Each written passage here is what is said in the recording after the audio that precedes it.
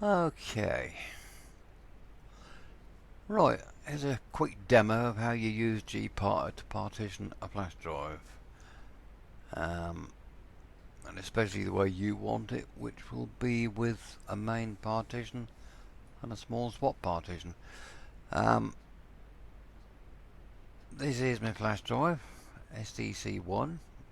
I'm using a SanDisk Cruiser blade just like you're using there. I've had several of these for a long time, they're quite reliable. Now,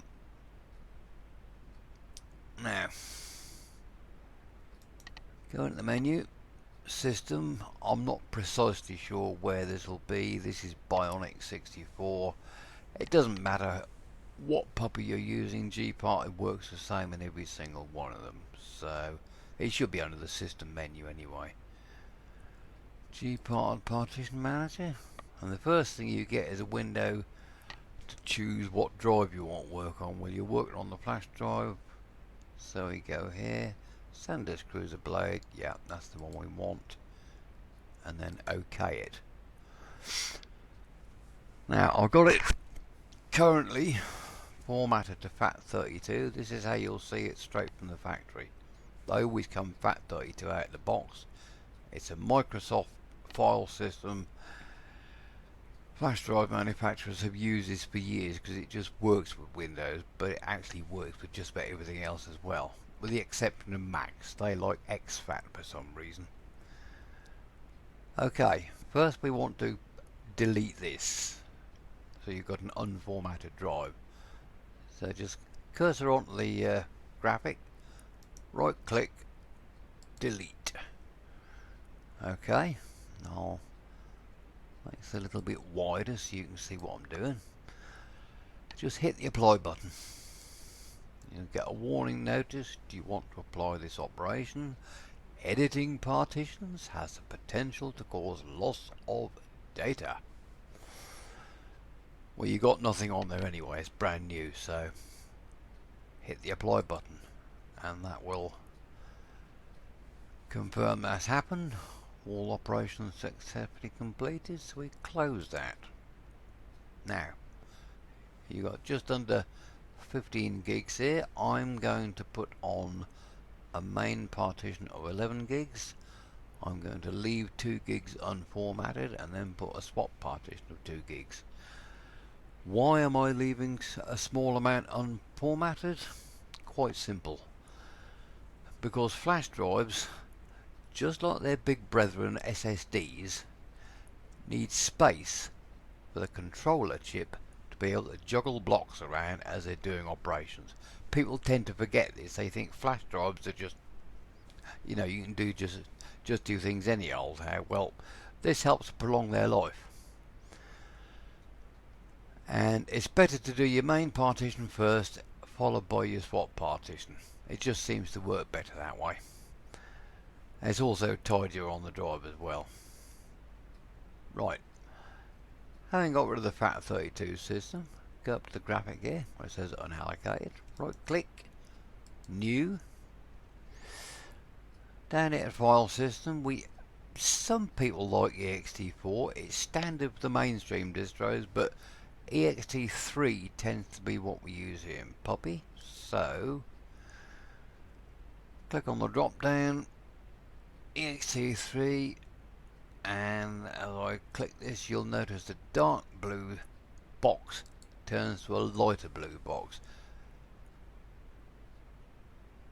GParted has a color system, a color code system, which just helps to identify it in the GUI, you see. I said I was going to do an 11 gig main partition. I previously worked this out. For this I want 11264 megs.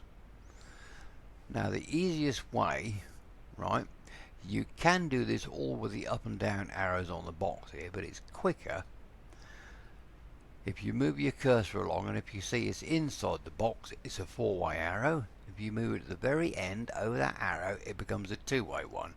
Then just click and you can drag the end of the box into where you want it. I'm going to get it close to where I want, like that. and just do the final fine adjustments with the arrows here. So 11264 ext3, yeah, that's how we want it. Leave this as a primary partition. You don't need to concern yourself with this. You can give yourself a label here if you want. Don't make it too big, because beyond a certain number of letters it won't show. Just for demo purposes I'm not going to bother, so just click on add, and there you see it's the first one in the queue. Alright, now swap partition.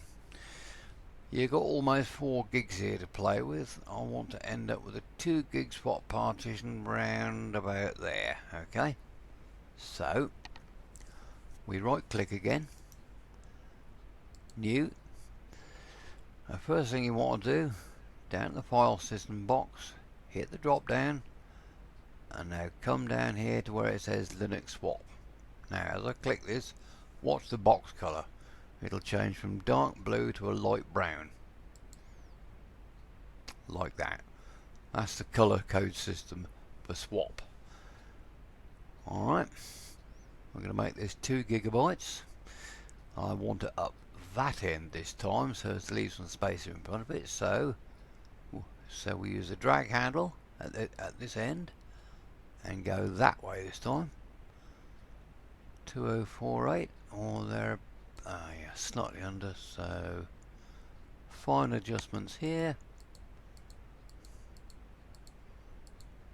That's where we want it. So that's the correct size, correct file setup, file systeming, swap partition, and we just hit add,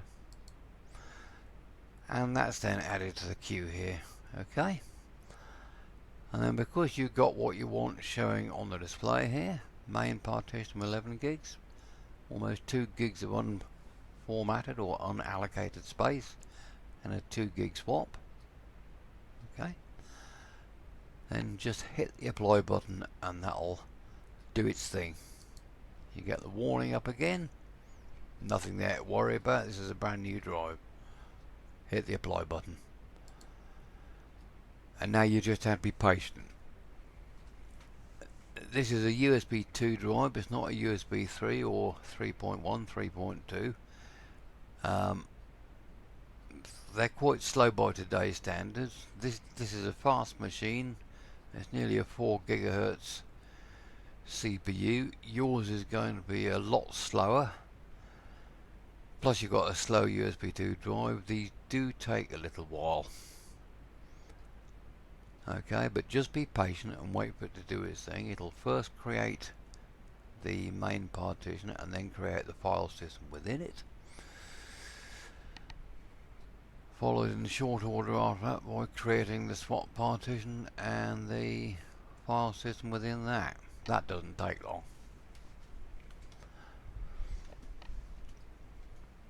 So, still being patient. Oh dear, I'd forgotten how slow these things are.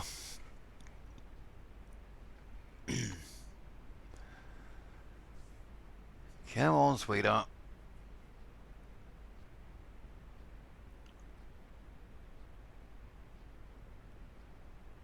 You'll find if you use Puppy at all for any amount of time that you do a fair bit of this.